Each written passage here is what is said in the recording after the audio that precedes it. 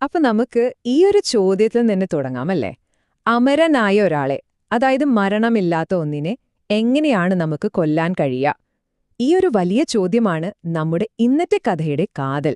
ഒന്ന് സങ്കൽപ്പിച്ചു നോക്കൂ, കാലം തുടങ്ങുന്നതേയുള്ളൂ. എവിടെ നോക്കിയാലും വെള്ളം മാത്രം, അനന്തമായ ഒരു ജലപ്പരപ്പ്. ആ വെള്ളത്തിൽ സൃഷ്ടികർത്താവായ ബ്രഹ്മാവ് ഒരു താമരപ്പൂവിലിരിക്കുന്നുണ്ട്. സംരക്ഷകനായ വിഷ്ണു ആണെങ്കിലോ ഒരു ഗാഢമായ യോഗനിദ്രയിലാണ്. അപ്പോ എന്താണ് ഈ യോഗനിദ്ര? ഇത് ശരിക്കും പറഞ്ഞാൽ ഉണർന്നിരിക്കുകയാണോ ഉറങ്ങുകയാണോ എന്ന് പറയാൻ പറ്റാത്ത ഒരു സ്വപ്നരഹിതമായ അവസ്ഥയാണ്. ഒരുതരം ഗാഢമായ ധ്യാനം. അതായത് പുറത്തെന്ത് സംഭവിച്ചാലും വിഷ്ണു ഇതൊന്നും അറിയാൻ പോകുന്നില്ല. പ്രപഞ്ചത്തിലൊരു വലിയ അപകടം വരാനിരിക്കുന്നത് അദ്ദേഹം അറിഞ്ഞതേയില്ല. അപ്പോഴാണ് ആ ഒരു അവിശ്വസനീയമായ അല്ലെങ്കിൽ അല്പം വിചിത്രമായ സംഭവം നടക്കുന്നത്. യോഗനിദ്രയിലായിരുന്ന സാക്ഷാൽ വിഷ്ണുവിന്റെ ചെവിയിൽ നിന്നും, അതെ, അദ്ദേഹത്തിന്റെ കർണമലത്തിൽ നിന്നും രണ്ട് ജീവികൾ ഇഴഞ്ഞ പുറത്തുവരുന്നു. നിങ്ങൾ കേട്ടത് തെറ്റിയിട്ടില്ല. കഥയിലെ വില്ലന്മാർ ജനിക്കുന്നത് സാക്ഷാൽ സംരക്ഷകനായ ദൈവത്തിൽ നിന്നു തന്നെയാണ്. നമുക്ക് ഈ വില്ലന്മാരെ ഒന്ന് പരിചയപ്പെടാം. ആദ്യത്തെയാൾ മധു.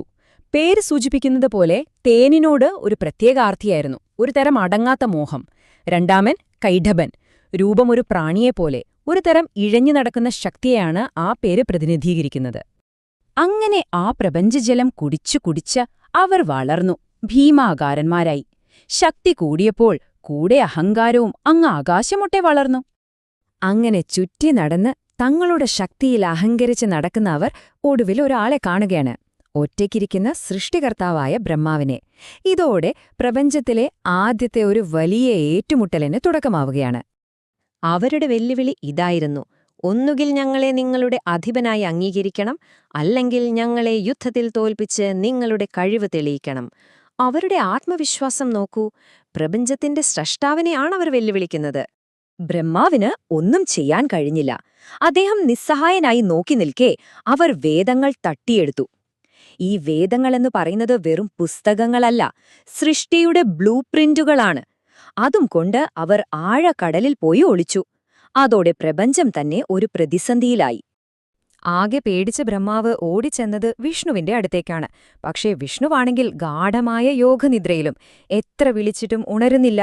ഒടുവിൽ ബ്രഹ്മാവ് നിദ്രയെ തന്നെ പ്രാർത്ഥിച്ചു വിഷ്ണുവിനെ ഉണർത്താൻ. അങ്ങനെ ഒരു ഇതിഹാസ യുദ്ധത്തിനുള്ള കളമൊരുങ്ങി. നമ്മുടെ സിനിമയിലെ ഹീറോയുടെ എൻട്രി പോലെ വിഷ്ണു ഒരു പുതിയ രൂപം സ്വീകരിച്ചു. കുതിരയുടെ തലയുള്ള സർവ്വതേജസ്സോടുകൂടിയ ഹയഗ്രീവൻ.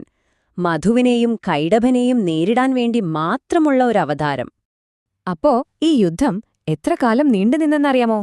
5000 വർഷം. ഒന്നോ രണ്ടോ ദിവസമല്ല, 5000 വർഷങ്ങൾ. ആ അസുരന്മാര് എത്രമാത്രം ശക്തരായിരുന്നു എന്നതിന്റെ ഏറ്റവും വലിയ തെളിവാണെന്ന്. പക്ഷേ ഇത്രയും വലിയൊരു യുദ്ധത്തിനു ശേഷവും ഫലമെന്തായി? ഒരു സമനില. വിഷ്ണു പോലും ക്ഷീണിതനായി. അപ്പോഴാണ് അദ്ദേഹത്തിനൊരു കാര്യം മനസ്സിലാവുന്നത്: വെറും ശക്തി കൊണ്ട് ഇവരെ തോൽപ്പിക്കാൻ പറ്റില്ല. ഇവിടെയാണ് കഥയുടെ ഏറ്റവും വലിയ ട്വിസ്റ്റ്. ശാരീരികമായ പോരാട്ടത്തിൽ നിന്ന് വിഷ്ണു നേരെ ബുദ്ധിയുടെ കളിയിലേക്ക് മാറുന്നു, ദൈവികമായ ഒരു ചതിയുടെ കലയിലേക്ക്. വിഷ്ണുവിന്റെ വാക്കുകൾ കേൾക്കൂ. ഹോ, നിങ്ങളുടെ കഴിവ് അപാരം തന്നെ, ഞാൻ നമിക്കുന്നു.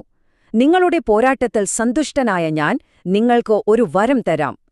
അവരുടെ അഹങ്കാരത്തെ തട്ടിയാണ് വിഷ്ണു കളിക്കുന്നത്. അഹങ്കാരം തലയ്ക്ക് പിടിച്ച അവർക്ക് ഇത് കേട്ട് സഹിച്ചില്ല. അവർ പറഞ്ഞു, ഛേ, വരം തരേണ്ടത് ഞങ്ങളാണ്. വിജയികളായ ഞങ്ങൾ നിനക്കൊരു വരം തരാം. എന്താ വേണ്ടതെന്ന് ചോദിച്ചോളൂ. അവർ പോലും അറിയാതെ വിഷ്ണു വെച്ച കെണിയിൽ അവർ വീഴുകയായിരുന്നു. അപ്പോ വിഷ്ണു ആ ആവശ്യം മുന്നോട്ട് വെച്ചു, എല്ലാവരെയും ഞെട്ടിച്ചുകൊണ്ട്. എങ്കിൽ പിന്നെ എനിക്ക് നിങ്ങളെ രണ്ടുപേരെയും കൊല്ലാനുള്ള അനുവാദം തരണം. കൊടുത്ത വാക്കിൽ നിന്ന് പിന്മാറാൻ പറ്റാതെ അസുരന്മാർ കുടുങ്ങിപ്പോയി. പക്ഷേ അവരും വിട്ടുകൊടുത്തില്ല. രക്ഷപ്പെടാനുള്ള അവസാനത്തെ ഒരു ശ്രമം. അവരൊരു കണ്ടീഷൻ വെച്ചു. ശരി, പക്ഷെ ഞങ്ങളെ കൊല്ലുന്നത് വെള്ളമില്ലാത്തൊരു സ്ഥലത്ത് വെച്ചായിരിക്കണം. എല്ലായിടത്തും വെള്ളമുള്ള ആ പ്രപഞ്ചത്തിലെ അങ്ങനെയൊരിടം ഉണ്ടാകില്ലെന്ന് അവർ ഉറച്ചു വിശ്വസിച്ചു. ഇവിടെയാണ് നമ്മുടെ സിനിമയുടെ ക്ലൈമാക്സ്. വിഷ്ണു തന്റെ ശരീരം വലുതാക്കാൻ തുടങ്ങി. ജലപരപ്പിനു മുകളിൽ ഒരു നീല പർവ്വതം പോലെ വളർന്നു പൊങ്ങി ആകാശത്തോളം ഉയർന്നു. എന്നിട്ട് തന്റെ വിശാലമായ തുടകൾ ഉണങ്ങിയൊരു ഭൂപ്രദേശമാക്കി മാറ്റി. അവിടെ വെള്ളമില്ലാത്ത ആ സ്ഥലത്ത് വെച്ച് അദ്ദേഹം ആ അസുരന്മാരെ വധിച്ചു. അപ്പോ ആ അസുരന്മാരുടെ മരണം ഒരു അവസാനമായിരുന്നില്ല. ശരിക്കും പറഞ്ഞാല് അതൊരു പുതിയ തുടക്കമായിരുന്നു.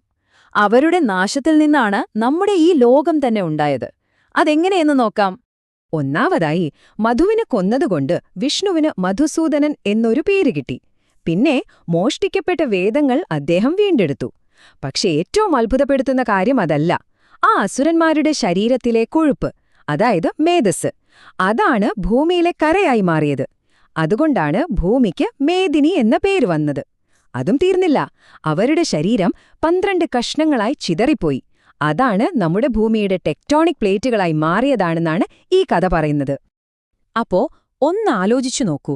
ഇത്രയും വലിയൊരു പോരാട്ടത്തിൽ നിന്നും, ഒരു ദൈവീകമായ ചതിയിൽ നിന്നുമാണ് നമ്മുടെ ഈ ലോകമുണ്ടായതെങ്കിൽ അത് ഈ ലോകത്തിന്റെയും നമ്മുടെയൊക്കെ നിലനിൽപ്പിന്റെയും സ്വഭാവത്തെക്കുറിച്ച് എന്താണ് പറഞ്ഞു തരുന്നത്? ഈ ഒരു ചോദ്യം നിങ്ങൾക്കായി വിട്ടുതന്നുകൊണ്ട് ഇന്നത്തെ ഈ വിവരണം നമുക്കിവിടെ നിർത്താം.